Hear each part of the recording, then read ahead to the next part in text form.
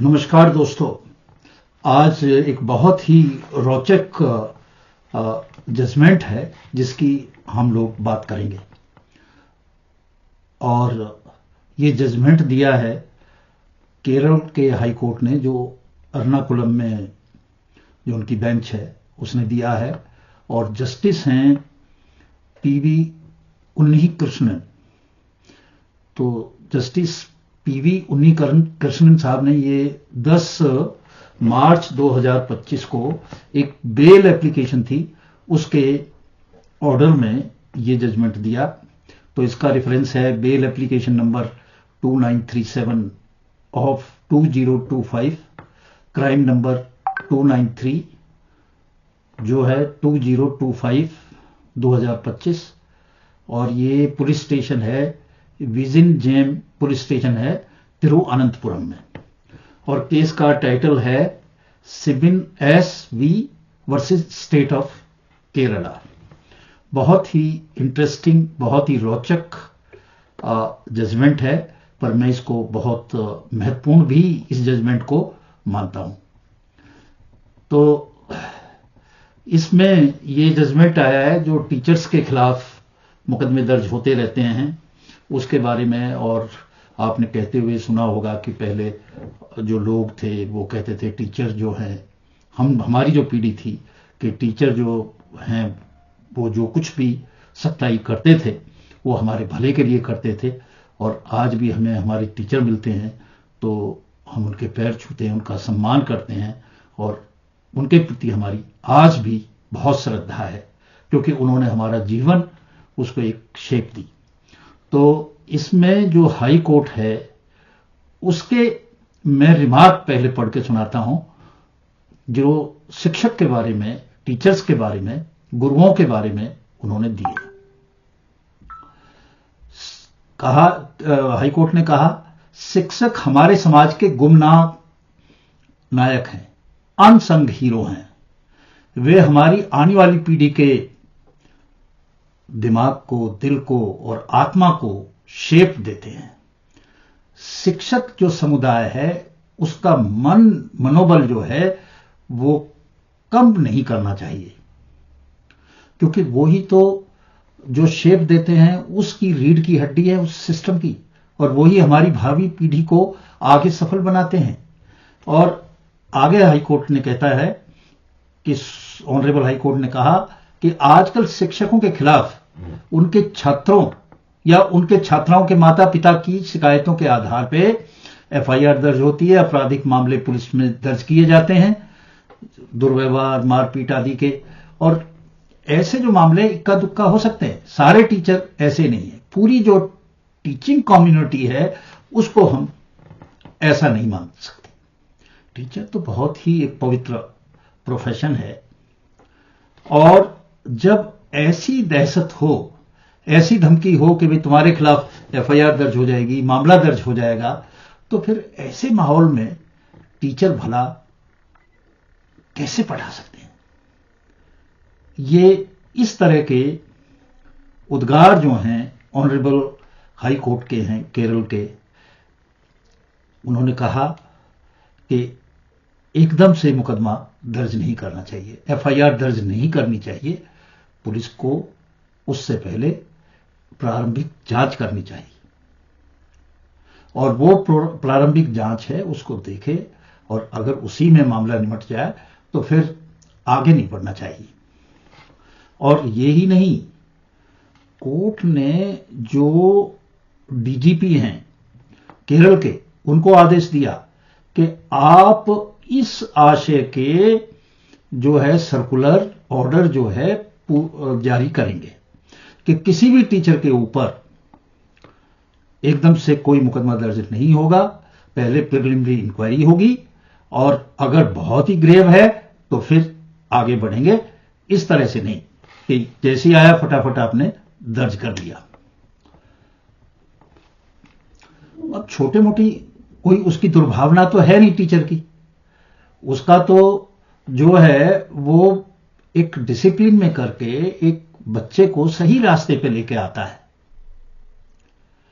अगर ऐसे अनाप शनाप मुकदमे दर्ज होते रहे, आपराधिक मामले सीधे सीधे एफआईआर दर्ज होती रही, तो शिक्षक अपना कर्तव्य नहीं निभा सकते।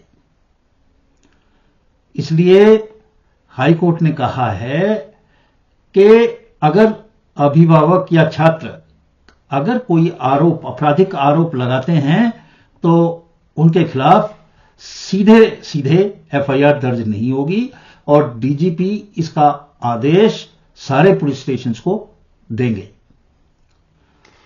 प्रारंभिक जांच होगी।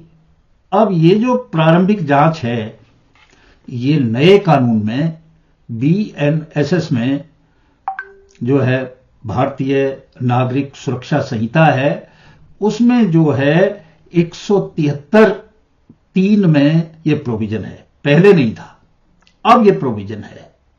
और इस प्रोविजन का ये मैं कह सकता हूं कि ये एक अच्छा रिजल्ट आया है, एक क्रिएटिव रिजल्ट आया है कि भाई आप सीधे ही आपराधिक मामला दर्ज ना करें, उसकी थोड़ी सी पहले जांच कर लें। ऐसे ही ना करें, मैकेनिकली सीधा कर दिया जब, क्योंकि इस कानून में अब जो है प्रोविजन है कि यदि अपराध 3 साल से ज्यादा और 7 साल से कम हो, तो ये अधिकार पुलिस अधिकारी को है कि उसकी जांच डीएसपी साहब की अप्रूवल से लेके और वो करे। इसमें अब कोर्ट ने सीधा आदेश कर दिया कि अब कोई भी टीचर्स के खिलाफ इस तरह की जांच सीधा एफआईआर नहीं होगी, पहले प्रारंभिक जांच 173(3) बीएनएसएस में होगी। चाहे तो टीचर को बुला भी सकते हैं, पूछ लें क्या हुआ है, अगर बहुत जरूरी है तो। हुआ ये कि 10 फरवरी 2025 को 12:30 बजे जो जिसने एफआईआर कराई, जो उसका पिता था लड़के का, उसने जो दर्ज कराई है, तो उसमें उसने कहा कि टीचर ने लड़के को बुलाया जो 6ठी क्लास में पढ़ता था और उसको डंडे से पीटा। यह एलिगेशन है जिसके ऊपर तुरंत फुरत में एफआईआर दर्ज हुई। और ये जो एफआईआर दर्ज हुई, इस एफआईआर में टीचर को अरेस्ट कर लिया। टीचर को अरेस्ट करने के बाद में उस टीचर को नीचे से जमानत नहीं मिली, तो वह हाई कोर्ट गया और हाई कोर्ट ने उसकी बेल एप्लीकेशन की जो रिक्वेस्ट थी, जिसके लिए वो हाई कोर्ट आया था, ये निर्णय सुनाया कि भाई ये गलत हुआ, इस तरह से टीचरों का मनोबल टूटेगा। आप शिक्षक गुरु है, श्रद्धा का पात्र है, इस तरह से ये सब नहीं करना चाहिए। और इसमें जो मुकदमा दर्ज किया 118(1) बीएनएस जो है उसमें मुकदमा दर्ज किया, और उसके साथ जो दूसरी धारा लगाई वो 75 जेजे एक्ट, यानी कि जुवेनाइल जस्टिस जो एक्ट है उसकी धारा लगाई। इन 2 धाराओं में एफआईआर टीचर के खिलाफ हुई। तो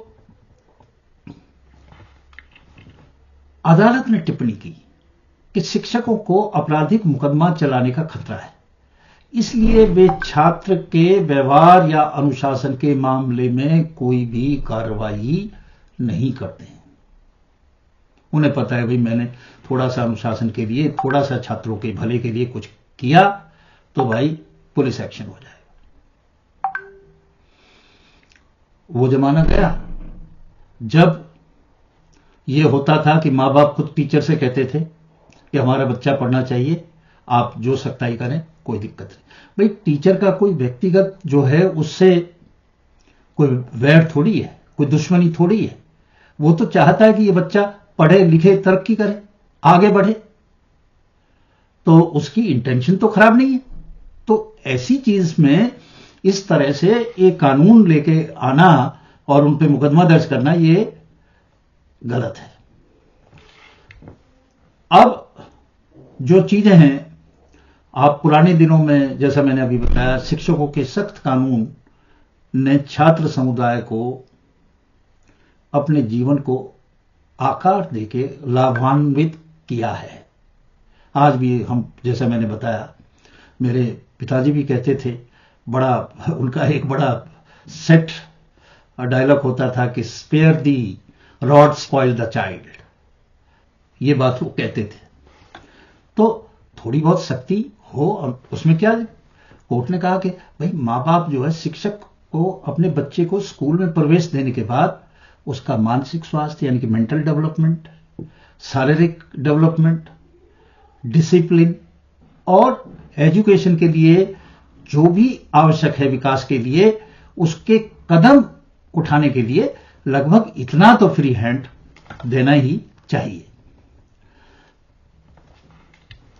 अब अगली बात आई, अगली बात यह आई कि क्या टीचर अपने हाथ में डंडा रख सकता है? तो कोर्ट ने यह भी कहा कि भाई शिक्षक अपने हाथ में बेंत रखता है तो उसकी भी अनुमति दी जानी चाहिए। शिक्षक अपने हाथ में बेंत रख सकता है। और उस चीज को एक्सप्लेन करने के लिए उन्होंने कहा कि एक तरफ तो हम ये देख रहे हैं कि अब जो है छात्र जो है स्कूल में, कॉलेज में हथियारों का प्रयोग बहुत बार हो रहा है, शराब का, ड्रग का प्रयोग हो रहा है, और ऐसी खबरें आती रहती हैं। तो अगर टीचर के हाथ में बैत है तो जरूरी नहीं है कि टीचर उस बैत का इस्तेमाल करे, पर लेकिन उस बैत को देके छात्र में एक मनोवैज्ञानिक प्रभाव पैदा करेगी और उन्हें किसी भी सामाजिक बुराई करने से उसको रोकेगी, हतोत्साहित करेगी। ये तो बैत रख सकता है। और ये एक अच्छी बात है, फिर से मास्टर जी के हाथ में बैत होगा तो साइकोलॉजिकल इफेक्ट भी होगा, बच्चे थोड़े डिसिप्लिन भी होते हैं। एक अच्छा निर्णय जो हमारी गुरु शिष्य परंपरा में पहले था उसको बढ़ावा देने के लिए आया है, और फिर से एक अच्छा अनुशासन होगा, अच्छी चीजें होंगी, क्योंकि पुरानी बात है। और ये सब करते हुए उन्होंने, हाई कोर्ट ने बेल भी ग्रांट कर दी और साथ में निर्देश भी दे दिए जो डीजी हैं कि भी टीचर्स के लिए थोड़ा सॉफ्ट कॉर्नर रखो और एकदम से एफआईआर दर्ज करने की जरूरत नहीं है, पहले प्रारंभिक ये करो और हाथ में बैत जो है उसके रहने दो टीचर के, ये तुम्हारे ही बच्चों के भले की बात है। तो आज इन्हीं शब्दों के साथ मैं अपना वीडियो समाप्त करता हूं और आप लोगों से मैं दरखास्त करता हूं कि मेरे जीएसए पोस्ट चैनल को आप सब्सक्राइब करें, लाइक करें और शेयर करें। इन्हीं शब्दों के साथ मैं आपसे विदा लेता हूं। नमस्कार।